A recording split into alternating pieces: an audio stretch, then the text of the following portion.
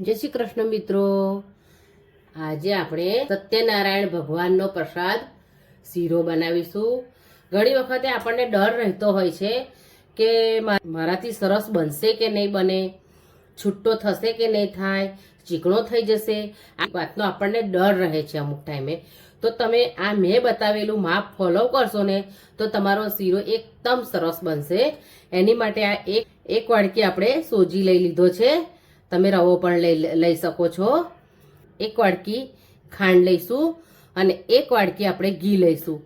અગાડેલું ઘી લેવાનું છે। ત્રણેયનું માપ એકદમ સરખું રાખવાનું છે તો તમારો શીરો સરસ બનશે। એની માટે આપણે પહેલાં દૂધ ગરમ કરવા એક બાજુ મૂકી દઈશું। ખાંડ, ઘી અને સોજી છે એ જ વાડકીના માપથી 3 વાડકી આપણે દૂધ લઈ લઈશું। દૂધને ગરમ કરવા રાખી દઈશું। દૂધ આપણે ગરમ જ લેવાનું છે, ઠંડુ નથી લેવાનું, રૂમ ટેમ્પરેચર વાળું પણ નથી લેવાનું, પણ એકદમ ગરમ કરેલું દૂધ લેવાનું છે। દૂધને હવે આપણે ગરમ થવા દઈશું। સૌથી પહેલાં આપણે ઘી ઉમેરીશું। ભગવાનનું નામ લઈ આપણે જો આડે દિવસે બનાવીએ તો એવો ટેસ્ટ નહીં થાય। જો સત્યનારાયણનો પ્રસાદ છે એવું નામ લઈને બનાવીશું તો એનો સ્વાદ બમણો થઈ જશે, અનોખો થઈ જશે। તો આપણે પણ ભગવાનનું નામ લઈ અને પ્રસાદ બનાવવાની શરૂઆત કરીએ। ઘીને પહેલાં આપણે ગરમ થવા દેવાનું છે। જો ઠંડા ઘીમાં ઉમેરશો ને સોજી તો સોજી બરાબર ફૂલશે નહીં।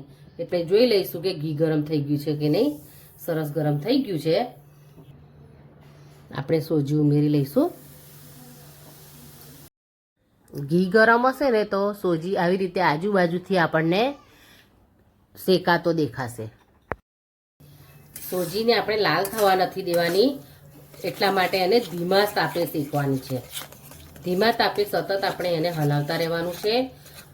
પ્રસાદ બનાવવા માટે કોઈ પણ જાડા તળિયાવાળું વાસણ લઈ અને આપણે પ્રસાદ બનાવીશું, એટલે તળિયે ચોંટે નહીં।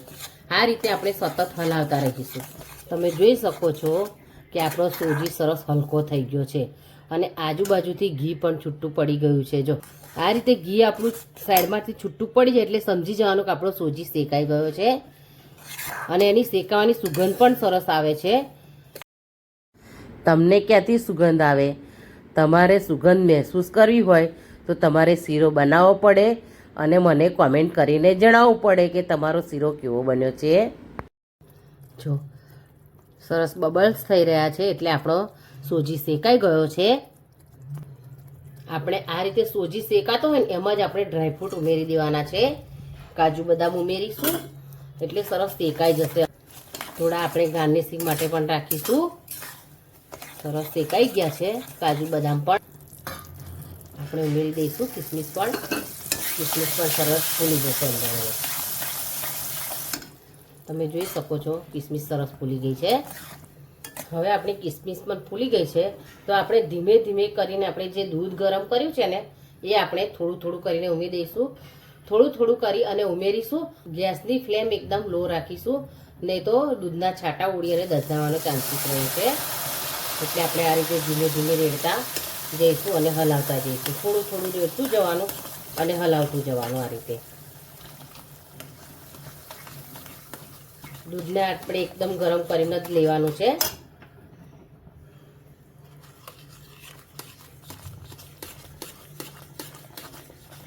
આ રીતે બધું દૂધ આપણે ઉમેરી દઈશું।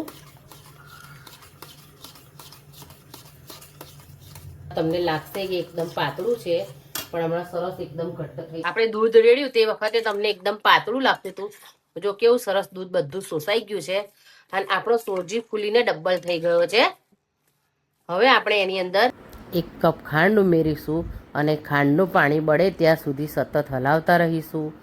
મેં અહીંયા વાડકીના માપથી બતાવ્યું છે। તમારે વધારે શીરો બનાવવો હોય તો કોઈ તપેલી કે બાઉલના માપથી વધારે બનાવી શકો છો। આ રીતે આપણે ખાંડનું પાણી બળે અને આપણો શીરો એકદમ છૂટો છૂટો ના થાય ત્યાં સુધી આપણે સતત આ રીતે એને હલાવતા રહેવાનું છે। અને જો તમને મારી સત્યનારાયણ ભગવાનનો પ્રસાદનો શીરો બનાવવાની રેસીપી ગમે તો તમે મને કોમેન્ટ જરૂર કરજો। તમે કોમેન્ટ કરશો તો મને ખબર પડશે કે તમને મારી વાનગી બનાવવાની રીત ગમે છે, એટલે કોમેન્ટ તો જરૂર કરો। આ રીતે આપણે સતત આપણું ઘી છૂટું ના પડે ત્યાં સુધી એને હલાવતા રહેવાનું છે। મારી વાનગી બનાવવાની રીત ગમતી હોય તો તમારા મિત્રો અને પરિવાર સાથે પણ શેર કરો. જો તમે જોઈ શકો છો સરસ ઘી છૂટું પડી ગયું છે, એટલે આ રીતે આપણે હલાવીશું થોડી વાર, એટલે બધું જ ઘી બહાર આવી જશે. ઝાલા આશીષની કમેન્ટ આવી હતી કે તમે સત્યનારાયણના પ્રસાદ શીરાની રેસીપી બતાવજો. એમને હું સજેશન બદલ એમને હું થેન્ક યુ કહું છું. જો સરસ આપણો શીરો થઈ જવા આવ્યો છે. તમે જોઈ શકો છો આપણું ઘી સરસ છૂટું પડી ગયું છે. હવે આપણો શીરો તૈયાર થઈ ગયો છે.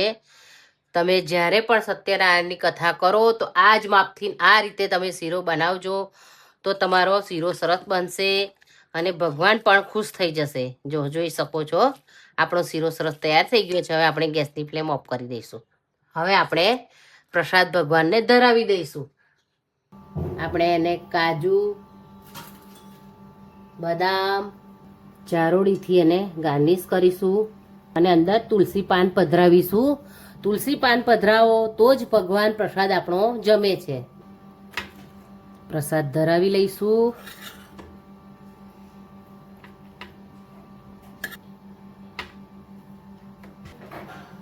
કાજુ બદામ ઉમેરીશું.